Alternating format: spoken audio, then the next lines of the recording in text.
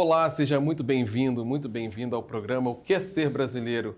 E hoje a gente vai falar sobre alimento e ancestralidade com essa convidada especial, Carmen Virgínia, do Altar Cozinha Ancestral. Muito obrigado pela sua presença. Obrigada a você, querido. E vamos falar sobre ancestralidade, né? Exatamente. Estou louco para saber mais sobre a sua história, mas antes de mais nada, a gente sempre pede para o nosso convidado se auto-apresentar. Quem é a Carmen? Eu prefiro dizer que Carmen Virgínia ainda é um aprendiz nesse mundo e que gosta de observar as coisas, mas também que não se exime de assumir um lado. Eu acho que essa é uma das minhas grandes qualidades. Eu sei muito bem de que lado eu quero estar e com quem eu quero andar. É escolher, de fato, o caminho, né? O caminho a percorrer na vida. Então, Carmen Virgínia é uma mulher decidida, né? E voltada a prosperar. Então, ela sempre estará, né, em busca, ainda que não, por muitas vezes não esteja sempre, mas eu estarei em busca dessa prosperidade. E eu não falo prosperidade só em relação financeira. Eu falo de prosperidade de você espiritual, de você tentar se elevar espiritualmente, de você todos os dias acordar e sabendo que você é falha e errar menos do que ontem. E você ter consciência dos seus erros. Porque a pior coisa do mundo é você errar e você achar que está certo. Você não ter consciência desses erros e não se modificar e não aprender com eles. Então, eu sou uma mulher que eu venho aprendendo com os erros e errando menos no dia seguinte. Você está falando de aprendizado, então quero chegar lá no início com quem você aprendeu. Você teve uma família de grandes mulheres, né? Conta um pouco sobre isso. Bem, eu sou uma pessoa que foi criada por mulheres, né? Eu não tive pai, o meu pai não quis assumir a paternidade e tá tudo bem, viu, gente? Quando eu penso hoje, nos dias de hoje, o quanto que eu tive, e isso não é romantizando o abandono paternal, não. Isso é entender e de certa forma, perdoar também. E de saber que Deus tinha uns planos melhores para mim. Deus me deu uma senhora, uma avó maravilhosa. E eu pude ser amada por ela. E ter uma mãe incrível que trabalhava para suprir todas as necessidades que toda criança tem quando nasce. Então, eu fui criada por mulheres que desde sempre me mostrou o quanto que a gente pode ser mulher, como mulher, estar em todos os lugares e nos lugares que a gente queira estar e que não existe bolha que a gente não possa furar. Então, a minha referência maior sempre será feminina, e não só da minha família, mas também das minhas vizinhas, mas também das minhas amigas, das pessoas próximas de mim. Eu admiro demais, amo demais a alma feminina, e em alguns homens que conseguem destacar essa alma feminina, ainda que não sobressaia a questão de gênero. A feminilidade, né? Ela é um estilo, é um modo de viver, é um jeito de olhar de uma forma mais contemplativa e de mais acolhimento diante do outro, né? Então, eu confesso que as mulheres me encantam e eu não poderia ser uma Carmen Virgínia diferente, sendo criada pelas mulheres que eu fui. Né? Quais eram os nomes delas? Dona Inajá, que é a minha mãe, que é viva, graças a Deus. E Dona Edna, que era minha avó, e que se foi há pouco mais de 3 anos. Mas era uma família grande, não era? Sim, a gente morava numa casa com 14, uma casa de 2 quartos com 14 pessoas. Uau. Agora, você tinha... Quem era a pessoa que cozinhava, assim, na família? Tinha alguém que cozinhava ou era cozinhava distribuído? sempre. Minha avó, que era avó? merendeira de escola pública. Sim. E minha tia Jane, que ela ainda continua sendo essa cozinheira até hoje. Você foi inspirada por elas, assim, de alguma forma? De certa forma, sim, acho que mais pela minha avó, né? Porque minha avó era era uma pessoa que conseguiu ser amada por muita gente, um bairro quase inteiro, né? Minha avó era uma unanimidade se tratando de coração, se tratando de lealdade, de caráter e de pessoa dentro da comunidade. Pessoa ativa, ela tinha um clube de mães, ela atendia mulheres em risco social, ela cozinhava para 800 crianças todos os dias, ela varria 16 salas. Então, era uma mulher muito atuante no principal colégio de um bairro inteiro, num bairro inteiro. Então, isso é muito importante, né? Isso é muito dignificante para mim ser a neta da merendeira da escola que eu estudava. Não tinha uma pessoa sequer que tivesse coragem de falar mal ou da comida ou da minha avó. Então, eu aprendi a admirar minha avó através da postura dela por trás do fogão, na frente do fogão, né? Que a gente fala. Então, isso é inevitável não ter passado para mim. Confesso que eu não queria ser cozinheira, porque eu via minha avó muito apertada financeiramente. Eu via minha avó se desdobrando para administrar as contas de casa. Confesso, digo logo, nunca faltou nada para mim. Eu sou uma menina pobre de comunidade, né? Mas eu nunca passei fome. Isso é importante dizer, porque muitas vezes as pessoas elas acham que todo mundo que teve uma infância muito apertada, muito difícil, que morou em comunidade, que foi muito pobre, passou fome. Então, passar fome nunca. Eu era neta de uma cozinheira, como é que eu ia passar fome? Né? Então, a minha avó me ensinou a dividir um pouco. Isso ela me ensinou. A saber que e administrar bem essas coisas de se não tiver dinheiro para comprar 1 quilo de feijão, compra meio. E naquela época, assim, quando eu era criança, se vendia um copo de óleo de soja, meio quilo de açúcar, meio quilo de farinha. E isso dava para você fazer o almoço, meia galinha, sabe? Então eu digo que eu fui uma criança que aprendeu desde cedo a como dividir o pouco quando se tem muita gente. Você está falando uma coisa muito importante sobre o valor do alimento. O que é alimento para você? A saúde, porque o alimento também traz saúde, não porque sacia, só porque sacia a fome, mas porque tem nutrientes necessários que fazem com que a gente não precise do remédio, por exemplo. Sim. E você está falando do alimento quanto saúde e do alimento quanto espírito, vamos dizer assim, alimento do espírito, que é o Iabacé. Explica o que é Iabacé. Iabacé é uma cozinheira dos orixás e eu fui escolhida aos 7 anos de idade para cozinhar para os orixás. Só que tem muita gente que diz, mas como? O que é orixá? Orixá são deuses, são espíritos, são forças da natureza. São forças divindades da natureza que se alimentam daquilo que a gente tira da própria natureza. Quando a gente fala devolver à natureza tudo que retiramos dela, a gente está falando de oferendar para essa natureza. Então, quando a gente oferenda um prato de acarajé para Yansan, a gente não está dizendo para Yansan, coma aqui, Yansan. A gente está dizendo, estamos devolvendo o feijão fradinho, o bolinho de feijão fradinho, pilado junto com a cebola e frito no dendê para Yansan, para essa divindade. Isso tudo é muito importante. É para que ela se fortaleça dentro da gente, para que esse espírito da natureza esteja sempre vivo. Isso é que é lindo. Isso aí é que está a poesia de tudo.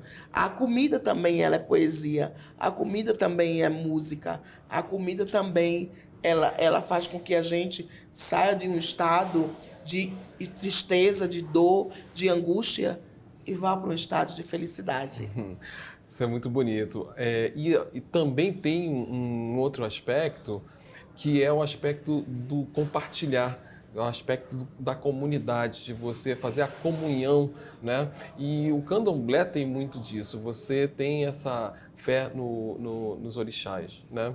Queria que você falasse um pouco sobre esse espírito desse compartilhar a comida da comunidade.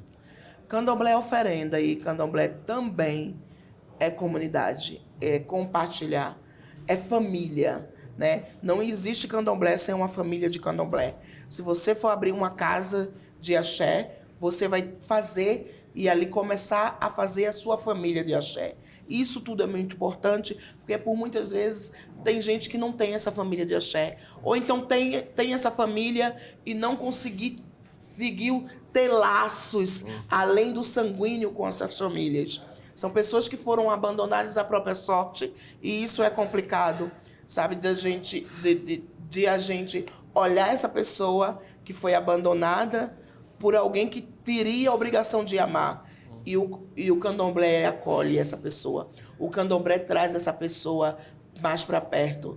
E isso tudo é muito lindo. A nossa família de axé, ela é crucial para perpetuar o nosso axé, né? Então, a minha família de axé, ela não nasceu de 10, de 5, de 2 anos atrás. Ela está me acompanhando há mais de 100 anos, porque o babá, que foi babá do meu pai, do meu avô, do meu pai, tudo, morreu com 105 anos de idade. Então, o sentido de família dentro do candomblé, ele é muito maior e se estende aos orixás, como nossos grandes pais e mães, a quem a gente deve total devoção. Agora, você construiu um negócio, né? O restaurante, o Altar Cozinha Ancestral, com esse olhar para a sua ancestralidade, né? Como é que surgiu? O que te motivou a fazer isso? Eu acho que a minha carência mesmo de ter um lugar como esse. A minha busca por trazer mais humanidade dentro da cozinha profissional. A minha vontade de ter um lugar que se assemelhasse com aquilo que fez com que eu chegasse até aqui. Eu não seria a Carmen Virgínia da TV, a famosa, a influência digital, se não fosse a Carmen Virgínia do terreiro, que fosse escolhida pelos orixás para cozinhar para eles. Então, foi o sentido de não só fazer com que as pessoas se sentissem num terreiro sem ir no terreiro, mas também de me sentir mais segura. Porque o terreiro foi o lugar que eu mais me senti segura e acolhida. Então, se eu consegui criar isso no ambiente de um restaurante, é justamente para que aqui eu também tenha essa segurança, para que aqui as pessoas que venham, elas digam, poxa, eu saí melhor de que entrei, que energia boa, que energia bacana. Então eu acredito quando eu criei o altar, não foi formulada a intenção de dizer vai desmistificar tanta coisa, mas foi em busca daquela Carmen que se inspirou em Dona Edna e queria que as pessoas tivessem por ela a mesma consideração, o mesmo respeito que eu consegui hoje, depois de 15 anos de carreira. Então, o altar é o meu lar, é a extensão do meu terreiro, é a minha vida, isso aqui é a minha vida. E o meu terreiro, ele só tem uma porta aberta. E todos podem entrar, todos podem sentar. E pelo menos aqui, no meu altar, todos são iguais. Ainda que tenha cor, ainda que tenha gênero, ainda que tenha algumas coisas que diferenciem um do outro, porque é necessária essa diferença, mas é que todos são respeitados igualmente. Aqui não tem um bolso, um que chega com o bolso cheio e o outro que só tem um dinheiro para uma acarajé e a gente vai tratar diferente. Aqui, o mesmo carinho, o mesmo respeito, o mesmo afeto, que o cara do bolso cheio vai chegar, a gente vai tratar isso. O cliente que só veio tomar um refrigerante. Isso é muito importante, saber que não é aquilo que a pessoa tem que vai fazer com que a gente mude o nosso comportamento com ela. O conceito do altar é saber que aquilo que ela é que vai ser predominante para que a gente trate ela como realmente ela merece. Por isso que aqui não é admitido desrespeito, por isso que aqui não é admitido qualquer tipo de preconceito, ou racismo, ou homofobia, ou transfobia, ou gente que tem atitudes capacitistas.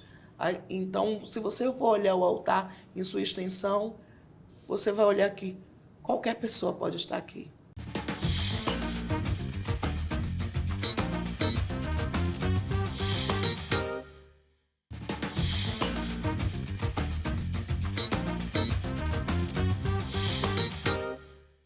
Agora você tem aqui esse altar aqui, que a gente está aqui em São Paulo, e tem também no Recife, que é o original, vamos dizer assim, O original, né? meu amor, meu afeto, meu coração é aqui de Recife. Só que Como é que você fica nesse bate-volta lá? Só que o de Recife tem uma diferença. Ah. O de Recife não tem tanta estrutura, mas tem a questão do afeto. O princípio é fundamental de ideologia do altar, né, do altar daqui, está em Recife, que é tratar todo mundo igual, que todo mundo ali deve ser reverenciado também como orixá. Ainda que não tenha o luxo que esse daqui tem, em Recife eu tenho muito mais carinho, porque lá parece que as pessoas têm mais vontade de estar, porque é tudo tão simples, é uma Carmen tão despida de tantas coisas, que é muito mais difícil me amar lá, entendeu? Nas dificuldades. E as pessoas me amam lá. Tem gente que vem aqui, foi lá e diz, nossa, mas eu prefiro lá o de Recife. É mais íntimo, é mais aconchegante, é mais pertinho da senhora. Então, o altar é isso, é um lugar iluminado, onde eu pensei nisso, mas nem toda a luz do altar saiu de mim. Ela é composta pelas pessoas que aqui estão, pelas pessoas que vêm, né, em busca de um afeto, de uma comida, né, dessa experiência. Porque eu não vendo só comida, eu vendo uma experiência. Então, é importante que as pessoas tenham essa consciência que a minha comida não mata apenas a fome, mas a pessoa tem consciência dos benefícios para a alma que a minha comida faz. Então, vem aqui procurar o afeto de Carmen, porque sabe que na comida de Carmen realmente tem amor. Amor pelo que faz, amor pelas pessoas. E amor, acima de tudo, pela minha família. Eu também estou aqui em São Paulo, longe, né, durante esse tempo todo. Eu estou há 6 meses aqui. Se muito eu fui em Recife ver minha mãe com câncer, meus 2 filhos, minha neta, meu próprio marido. Se eu muito fui 4 vezes. Mas tudo vale a pena. Eu estou aqui contribuindo para que os sonhos dos meus filhos sejam concretizados, para que eu possa formar minha filha advogada, para que meu filho consiga ser aquilo que ele quiser, porque ele ainda não decidiu, para que a minha neta seja herdeira. Então, não existe vida sem planejamento, sem dificuldade, sem luta, e aquilo que vem muito fácil se vai muito fácil e é mais fácil de esquecer. Você estava falando dos seus filhos, é isso? Os nomes deles? Júlia e João. Júlia e João. E tem neto? Neta, Yaya. Ah, e você está falando disso e está falando de legado, né? O que você espera deixar de legado em termos de valores para os seus filhos e netos?